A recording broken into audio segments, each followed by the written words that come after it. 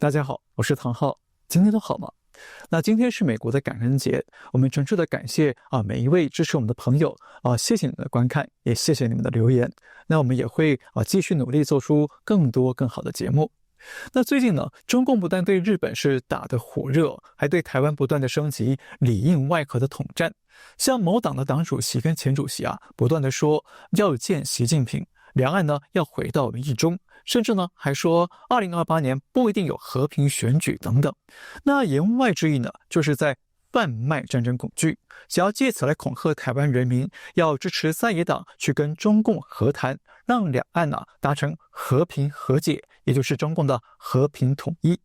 那这套说辞呢，对于还没有看清中共的选民来说确实有一定的迷惑性。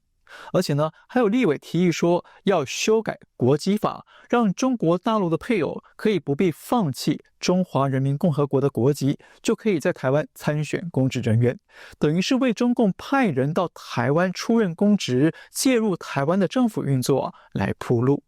那这也说明了中共对台湾的渗透统战呢是越来越加速，越来越升级。那很巧的是呢，就在这2天我看到一本半个世纪前出版的小书，那书里呢很精准地揭露了中共这套和平统战的伎俩，而且呢还提供了破解之道。那这本书就叫做《揭穿中共统战阴谋答问》。那这本书呢是在民国68年出版，也就是1979年了，是蒋经国统治的国民党政府时代出版的，到现在已经46年了。但神秘的是这本书是谁出版的？书上没有说。但是呢，我研究了一下估计是当时隶属军方的中国青年反共救国团出版的。那如果有朋友知道正确答案的话还请留言来指正我。那这本书呢，可以用短小精悍来形容。虽然加上封面只有短短的8页但是里面呢用问答的方式回答了8个跟中共有关的问题，但是每一个问题都破解了精准到位，深入浅出。而且呢，几乎都可以跟今天台湾遇到的挑战来对上号。所以呢，我想跟大家分享这本小书里面提到的几个重点问题，看看要怎么去破解中共的统战圈套。不过呢，请您先帮我个忙，订阅我们的频道，并且打开小铃铛，记得要选所有通知，这样呢就能够收到我们未来的节目通知了。那大家知道中共新华社在4中全会之后呢，又发动了一轮文宣战，要求台湾要跟中共坐下来谈出所谓的和理两治方案。说白了，中共在逼台湾谈判了。那很巧的是呢，这本书的第一个问题正好就是中共要求谈判，我们为什么要坚持拒绝呢？我们来看书里怎么回答的。在中共的词汇里，谈判就是另一种方式的斗争。中共现在高唱的和平统一，说穿了就是向我们诱降的策略运用，要我们放弃自由民主的生活，接受集权专制的统治，要我们放弃私有财产、自由企业，要我们放弃宗教自由、言论自由、迁徙自由等等。还有一句话，因为呢我们不愿意投降，不愿意接受他们的生活方式，所以我们和他们没有什么好谈判的。好，这些说法我觉得是非常准确的，因为如果你去回顾国共战争的历史呢，你就会发现中共确实把谈判或和谈当做一种斗争的手段。和谈不是为了达成和平，而是为了达到掩护作战的目的和达到消灭敌人的目的。那用我的话来说呢，谈判只是中共的拖延战术和慢性谋杀。那中共是用核战两手策略来欺敌和灭敌的。在50年前，中共就对蒋经国讲和平统一，那今天呢，中共还是讲和平统一，这就说明了中共这套统战骗术一点都没有变。因为呢，他们过去曾经在大陆成功骗倒了国民党，夺权篡政，那现在呢，他们继续用同一套手法来骗台湾。那书里头第3个问题呢，还特地举了3个例子来说明那这个问题是呢，国共曾有2度合作、1次和谈的历史，为什么不能再谈呢？那回答是我们就因为过去每次都上了中共的当，最后失去了大陆，所以现在不能再和他们谈了。那书里还把2次国共合作、1次和谈的过程概要的说了一下。那第1次国共合作呢是民国13年，也就是1924年的容共。那中共声称愿意加入国民党，服从三民主义，参加北伐革命。结果中共却钻进国民党里头，大搞发展，壮大共产党，分化革命军，让北伐几乎失败。那第二次国共合作呢，是民国26年，也就是1937年的所谓联合抗日。那中共声称愿意跟国民政府来合作抗日，结果呢，却借着抗日来扩张自己的势力。那中共甚至呢还勾结日本来偷袭国军，打下未来扩大叛乱的基础。好，那这2次国共合作的教训呢，很明显可以发现了，中共所谓的合作或者加入对手呢，都是2个主要的目的，一个呢是让对手暂停攻击中共，那另一个呢是向对手来附体吸血。那说白了，中共就是一种寄生兽。那大家知道当年抗战的时候，毛泽东就下了个指令，叫721方针，也就是7分发展，2分应付国民党和1分抗日。那在1937年7月抗战开始的时候呢，中共红军总数才3.2万人，但是到了1945年8月日本投降的时候，红军已经暴增到了127万人，增长了38倍。所以说跟中共的任何合作呢，最后就是牺牲自我，养肥了共匪。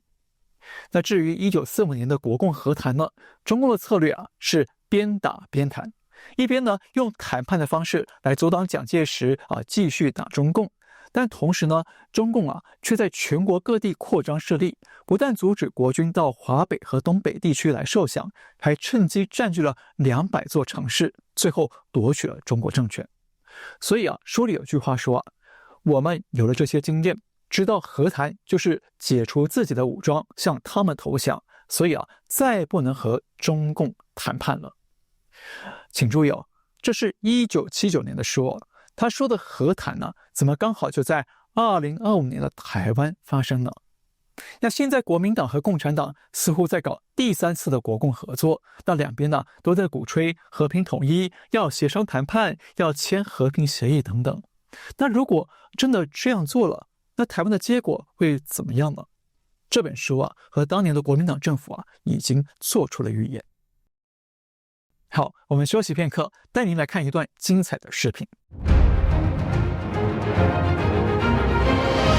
关系到你人生的秀，这就是你生命等待的。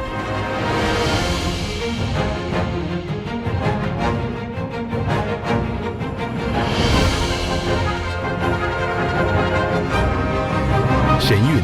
每年1套全新节目。没错，就是我最喜欢的艺术团体神韵艺术团又回来了。神韵2026年的全新演出呢，下个月就要展开全球巡回。那神韵在2025年有8个艺术团在全球24个国家近200个城市演出800场，那现场观众超过100万人，获得各界精英的赞赏好评。那现在神韵全新的2026年节目马上要在12月18号率先在法国登场了。那去年神韵在法国演出了88场，全部爆满，一票难求。那今年呢，更是未演先轰动。虽然神韵还没有到法国，但是已经卖出了19万张的门票，那许多城市都已经被抢票抢得提前售罄了。大家知道法国观众的艺文鉴赏水平很高而神韵呢能够在法国掀起这样的票房旋风也就说明了神韵的节目有多精彩了。所以呢，我想跟大家推荐新一季的神韵晚会，您可以到神韵官网查询，看神韵何时会到您的城市演出。还有一个好消息，只要您购买美国境内的演出门票在神韵官网上输入这个优惠码 NTDTH26 NTDTH26就可以免去买票的手续费，还请您多加利用。那至于神韵为什么会这么吸引人呢？那您又为什么应该去看神韵呢？我们会再做一集节目来跟您好好的说说。好，我们回到主题。再来看第5个问题，中共为什么在这个时候提出和谈的口号呢？当时这个问题的背景是1979年1月1号，中共跟美国建交了，同时呢，中共也发表了告台湾同胞书，呼吁台湾政府要跟共产党谈判，来争取所谓的和平统一。那这个时空背景是不是跟今天的局面很像呢？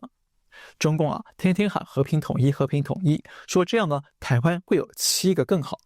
那书里怎么回答呢？他说啊，中共一贯的伎俩就是在以武力不能战胜别人时，便用谈判代替战争，等谈判使敌人松懈以后，再以武力完成征服。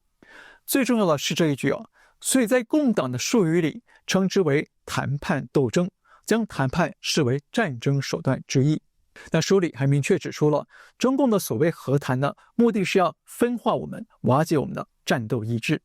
所以简单说啊，对中共而言呢，谈判呢绝对不是战争的灭火器，而是一种冷兵器，是用来拖延时间，以拖待变，消磨敌人的耐心，还有分化敌人、削弱敌人反抗意志的强大的心战武器。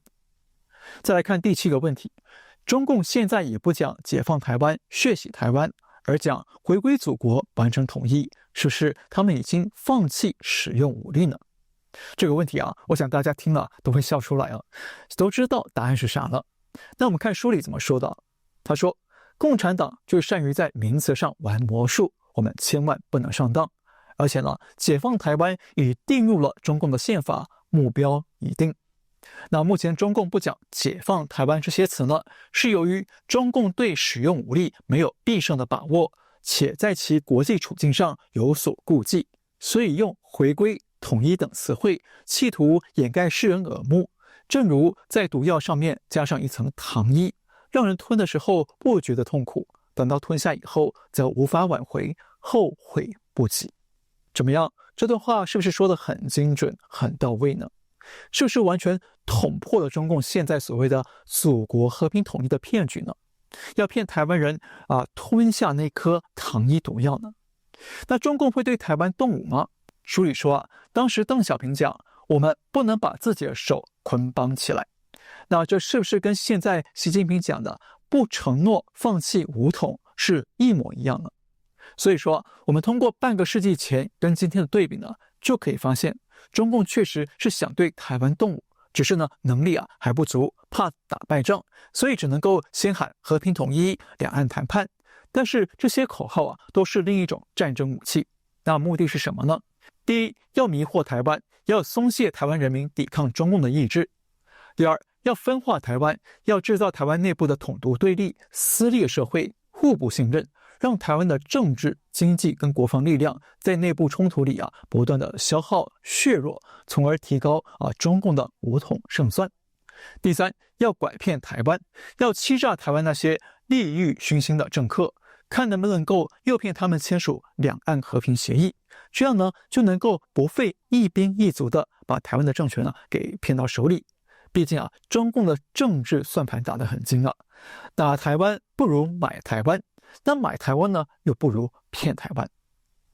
另外我觉得这本书呢还有一个问题解释得很透彻就是中共常用的统战这个词真实的含义是什么呢？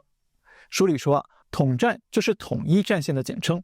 要在一群敌人里呢先选定一个主要敌人，然后呢先对次要敌人进行暂时的笼络结盟，形成拉一群打一个。其实说白了，中共的统战就是联合次要敌人打击主要敌人，那等到主要敌人消灭了，再继续来对次要敌人们进行再统战，也就是呢联合次要敌人打击次要敌人，那等到消灭了次要敌人之后呢，再来收拾剩下的敌人。看懂了吗？换句话说在统战的过程当中呢，中共喊出的所谓的这个结盟或者是合作全都是诱骗次要敌人的伎俩。那目的呢是要先集中力量来灭大敌，然后呢再一层一层的把所有敌人都灭尽为止。那现在大家都看到了，中共是不断的跟台湾在野党眉来眼去，一直说呢要联合谋求和平统一两岸一家亲。其实呢就是在联合次要敌人了，目的呢是要先打垮台湾执政党的这个主要敌人。那等到执政党垮了，那中共呢绝对会找借口翻脸，然后呢开始收拾那些上当的次要敌人，也就是台湾的在野党最后呢完成他们的统一大业。所以这本书里头也明确的说，统战呢是中共非常毒辣的一种欺骗手段。为什么呢？因为蒋介石的国民党政府曾经吃过这个大亏，被中共的统战和间谍战彻底搞垮了，丢了整个中国，所以呢才留下这本书来警醒后世，千万不要掉入中共的统战圈套。只可惜今天国民党的某些人似乎忘了老蒋的教训了，或者是刻意装睡，不愿想起这些教训。你看，前花莲县长、国民党立委傅昆萁，现在提出要修改国基法，显然是要为更多的陆配或中配打开参与台湾政治、介入台湾政府运作的后门。再加上有人提案要把陆配加入中华民国国籍的年限从6年缩短为4年。也就是所谓的6改4，让他们可以尽快的获得投票权和参政权。不过我要强调一点了，我们不是在歧视台湾的36万名陆配或中配而是要强调这个法律渠道被中共利用了，已经变成中共渗透台湾、扭转台湾选民结构，甚至介入台湾政府运作的新战场。也因此有人就用嘲讽的方式提出严肃的质疑，说如果修改国基法通过的话，那习近平就可以迎娶傅昆萁，然后取得台湾的参政权来竞选总统了。那这个说法在逻辑上是成立的，只是他忽略了一个非常重要的现实问题，就是习近平已经有正宫夫人了，那傅昆萁愿意当小妾吗？好，今天就聊到这里，感谢您收看，我们下次再会。